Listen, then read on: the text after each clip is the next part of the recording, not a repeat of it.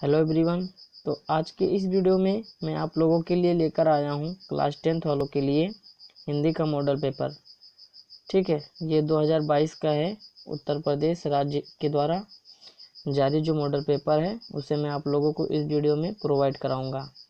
तो यहाँ पे आप लोग देख सकते हैं राजीव विद्या क्वेश्चन बैंक है और इसी से मैं तैयारी करा रहा हूँ इस टाइम। और यहाँ पे आप देख सकते हैं हिंदी का कक्षा 10। तो यहाँ पे आप लोगों को मैं मॉडल पेपर बताने वाला हूँ और पीडीएफ आप लोगों को देने वाला हूँ। ठीक है, तो यहाँ पे आप लोग देख सकते हैं बोर्ड परीक्षा 2022। ठीक है, तो आप लोगों को मैंने एक मॉडल पेपर पहले ही अपलोड करा दिया है और आप लोग पीडीएफ डाउनलोड कर लीजिए हिंदी का। और अगर आप लोग इसे भी डाउनलोड करना चाहते हैं तो चैनल को सब्सक्राइब कीजिए और वीडियो को लाइक कीजिए अगर पसंद हो तो। और इसके बाद डिस्क्रिप्शन बॉक्स में कुछ लिंक दे रखी होगी, वहाँ पे आप जा कर के इस पीडीएफ को डाउनलोड कर सकते हैं। ठीक है, और इसी तरह की वीडियो पाने के लिए आप लोग चैनल को सब्सक्राइब कर लीजिएगा और जो बेल है उसको ऑन करके ऑल कर लीजिएगा। ठीक है, बेल आइकन को प्रेस करके। तो यहाँ पे हम आप लोगों को दिखा रहे हैं कि मॉडल पेपर 2022 का है और आप लोग यहाँ पे देख सकते हैं क्या क्या दिया गया है। तो निम्नलिखित में से कोई एक कथन सही है उसे पहचान कर लिखिए, आप लोगों को यहाँ पे दिया गया है। तो आप लोग यहाँ पे देख सकते हैं ऑप्शन नंबर ये दिया गया है, डॉक्टर रामविलास शर्मा जाने माने आलोचक हैं। पद्मलाल पुन्नालाल बख्शी एक प्रसिद्ध नाटककार हैं। भारतीय संस्कृति के लेखक डॉक्टर रामधारी सिंह दिनकर हैं। चिंतामणि निबंध के लेखक वियोगी हरि हैं। तो आप लोग इसमें से आप लोग जो सही है वो ऑप्शन को आप टिक कीजिएगा और अच्छे से उत्तर दीजिएगा।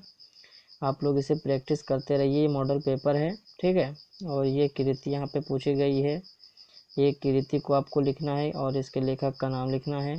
तो यहाँ पे आप लोग चाहे ऑप्शन ए लिखिए, चाहे ऑप्शन बी लिखिए, चाहे ऑप्शन सी लिखिए, चाहे ऑप्शन डी लिखिए। ठीक है, लेकिन आप लोगों को इसका किसी एक का आपको उत्तर देना है।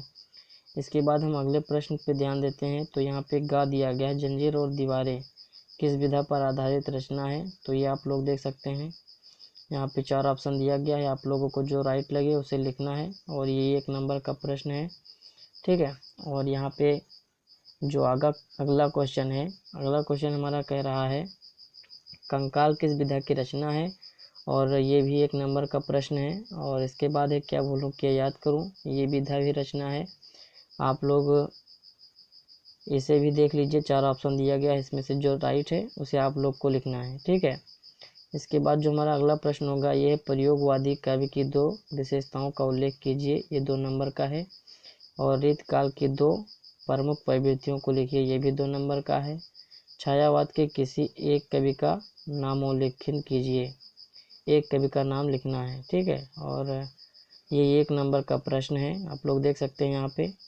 इसके बाद हम आगे बढ़ रहे हैं, तो आगे आपको बढ़कर लिखना है निम्नलिखित गद्यांशों में से किसी एक के नीचे दिए गए प्रश्नों के उत्तर दीजिए। ये 6 नंबर का क्वेश्चन है आप लोगों के लिए। ठीक है, यहाँ पे आप लोग इसे पढ़ करके इसकी व्याख्या भी देख सकते हैं, वो नीचे कुछ प्रश्न दिए गए हैं जो आप लोगों को व्याख्या करनी है और संदर्भ लिखना है इस गद्यांश का और इसकी व्याख्या करके प्रश्न उत्तर देना है। आप लोगों को यहाँ पे 6 नंबर मिलते हैं।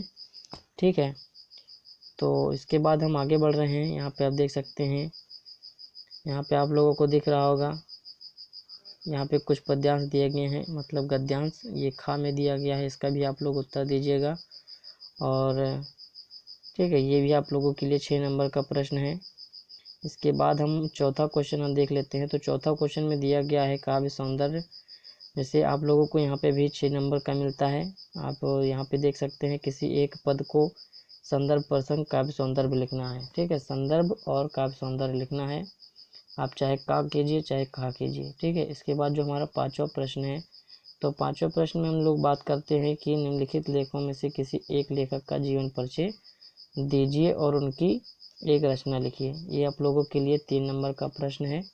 आप देख सकते हैं यहाँ पे ऑप्शन में दिया गया जयशंकर प्रसाद और दूसरा दिया गया डॉक्टर राजेंद्र प्रसाद और तीसरा दिया गया रामचंद्र शुक्ल। ठीक है, आप लोग इन ऑप्शन में से किसी एक का जीवन परिचय आप लोगों को लिखना है, जो आपके लिए 3 नंबर होता है यहाँ पे। ठीक है, और रचना लिखना है और लेखक का नाम लिखना है। इसके बाद है खा, तो खा में भी दिया गया निम्नलिखित कवियों में से किसी एक कवि का जीवन परिचय लिख दीजिए और उनकी एक रचना का नाम लिखिए।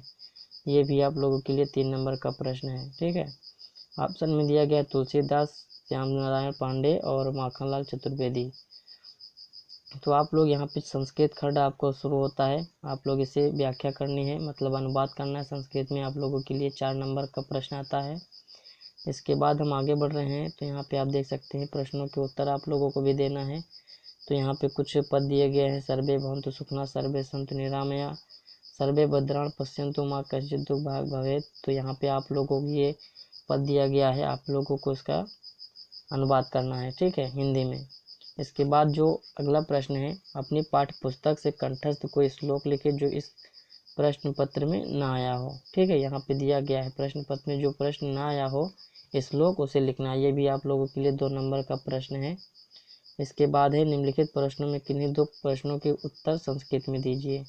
ये प्रश्न दिए गए हैं जिसका आप लोगों को उत्तर संस्कृत में देना है। वाराणसी नगरी केशा संगम स्थली अस्ति परहेलिकाया किम उत्तरम आसीत्।